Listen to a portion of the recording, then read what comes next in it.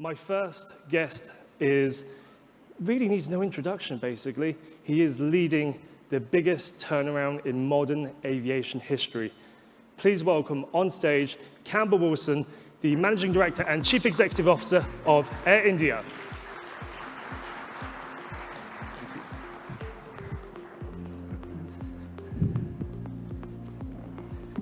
Campbell, thank you for joining us. Pleasure. You are leading a pretty enormous turnaround of Air India. Can you describe just how challenging it is? You've been in the role for almost 2 years. How difficult is it? Is it as difficult as turning around a supertanker in the Suez Canal, or as difficult as getting a bag delivered on time at Heathrow Airport? Well, I think I'll go back to The Economist magazine, who described it as the Everest of corporate turnarounds. We're taking an airline that had some 70 years of government ownership, decades of underinvestment. We're looking to transform it from a product, systems, people, culture, reputation perspective. We're looking to merge it with 3 other airlines and create one full service, one low cost. And we're looking to massively scale. We go from what was about a 100 aircraft airline 2 years ago to about a 300 aircraft airline by the end of this year through acquisition and through induction of new aircraft. And for the audience, can you just give a sense of just how big the task is? Do you have a list when you started of just how much you needed to tackle? Well, the due diligence team, I think, had done a really good job of identifying what the big ticket items were, and they'd done a good job in trying to address some of those even before I came aboard. But there's a difference between knowing what to do and then the execution of it. And so the list was, depending on the level of detail you wanted to go to, it was as long as your arm, as long as your leg, or as long as the street. The biggest challenge probably coming aboard was people. The airline hadn't recruited non-flying staff for 15 years. And so bringing enough people on board, bringing new competency on board, bringing a leadership team on board has taken time. But as these people have progressively come in, the pace of execution and delivery has been much faster. Now, this is a 5-year transformation, and we're about 18 months in or so. What's going to happen in 2024 that we can see will build on the current transformation progress? What we have already seen, though, is new planes, a new livery. We've also seen even the minutiae, such as a new safety video, which looks fantastic, by the way. What stuff can we expect from Air India in 2024? Well, let me start a little bit earlier than that. The first 6 months really was about triage. Yeah. You had 1 million outstanding refunds to make. We had all sorts of legacy issues to tidy up and just start building the foundation of the airline that we aim to be. 18 months has been really building that foundation across the entire business, facilities, technology, people, culture. And this year really is where we start delivering what the customer sees. It's already happened at the start of this year with the first A350s coming in. As we progress through this year, we start refitting the interiors of all of our legacy wide-body fleet. We're taking delivery of a new aircraft every 6 days, which will obviously modernize the fleet considerably. We've deployed technology across the board, and I would hazard a guess and say that from an infrastructure perspective, Air India is second to none when it comes to IT infrastructure, thanks to the great work of the team. Of course, our ability to fully leverage that technology is still growing as we bring people aboard. But the foundations are steadily being laid, and I think the customer manifestation is in the next 12 to 18 months. Fantastic. And obviously one of the big things this year we are expecting anytime soon now is the Competition Commission on Vistara and the merger with India. Can you just give a sense of how that's going? And after that, what does this mean for how you are able to develop the strategy further?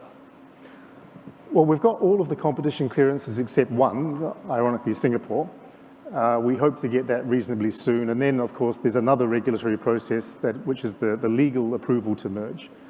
But we're planning on the presumption that those approvals come through. We know what we want to do from an organization perspective, from a network perspective, systems, product. And really, we're just waiting for the regulatory green light to start executing at scale. Look, Vistara has established a very, very strong position over the last 9 years. It's a very well-respected airline, particularly in India. They provide a model for Air India to follow, albeit in some areas Air India has achieved and perhaps even surpassed on the back end. But it adds quality, it adds people, it adds process, it adds scale, and it's a catalyst for transformation. Yeah, and what are some of the priorities then once you get this merger through? Is it tackling more of the long-haul component of the business, or is there something that we can see which will be generative to the business as a whole? It's across the board. I mean, one of the challenges historically of the Indian market is that it's been highly, highly competitive, but not particularly profitable. We've had many airlines come and go. And so what we're seeing now is there's now 2 large carriers with private ownership, with professional management. And so we hope to see, especially with the consolidation with Vistara, a profitable domestic market. And with a profitable domestic market, then it allows a platform for Indian airlines and Indian aviation to expand further afield. Air India's strength, if you want to call it a strength, was its international long-haul network. Clearly, there's work to do to improve the product proposition in the aircraft, but that's work in progress, and it's coming with the 350s and the refits. And that's where we'll be spending most of our effort, is building the long-haul international network to connect India to a world where there's 37 million people in the Indian diaspora alone. And of course, India being the world's biggest population, and yet there is still not a lot of Indian citizens with passports. So the untapped potential which you are building on right now, it has so much more room to grow, right? Well, one is the organic growth of the market, the increasing affluence of the market. As I say, the diaspora is huge and maintains quite close links with India. But then there's also the fact that we don't really need to grow that much traffic. There is a huge volume of traffic to and from India that is not going non-stop. And we only need to shift a couple of percentage points of that, and we're in a good position. The irony is that the cream currently goes indirect because Air India's proposition just wasn't up to mark. As we put Air India's proposition up with the best in the world, or higher, the cream moves to us, and the fight is for the low-yield traffic going via indirect points, as happens most elsewhere. So I think the opportunity is both with quality of traffic as well as with quantity of traffic.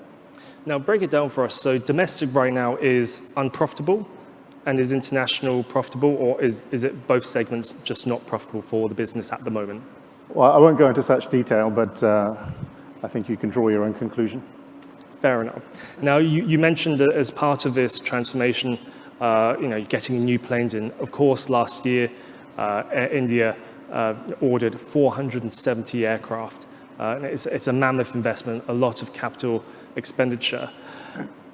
Even this year, you're taking delivery of 1 aircraft every 6 days. There has been a challenge in the industry to get deliveries on time. What are you seeing at the moment with all the aircraft you have to take delivery of? Is everything on track at the moment, or are you already seeing slippages? Well, that 470 we ordered didn't include another 36 aircraft that we're taking in on lease. So 506 in total, plus options and rights. 36 aircraft on lease, generally speaking, have come in on time. There's been a little bit of slippage because of MRO constraints. There were 56 aircraft that were white-tailed that had been produced for other customers, but the order was transferred to us. Those ones are generally on time, within a couple of months. Where we do have a problem is that we've got 3 other aircraft programs with 3 different seat suppliers, and all 3 of those are delayed. Some by just 2 or 3 months, some by 6 months, one by 9 months.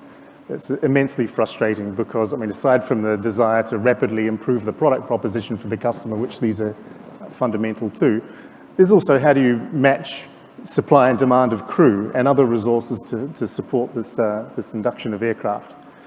And when you're, as I say, when you're going from what was a 100 aircraft airline to a 300 aircraft airline in 2 years' time, making sure all of these things align at the right time is a bit of a moving target. Now, does this impact leased aircraft, or is this on brand new aircraft, which means for brand new aircraft, if you don't have the seats fundamentally, you cannot take delivery of? So there's 3 programs that are really significantly affected. One is, well, 2 of them are refit programs. Yeah. And one is a whitetail program. Okay, so at least you can still take delivery of, but you just won't have the standard of product that you want to see. Can't take delivery. You can't take delivery of.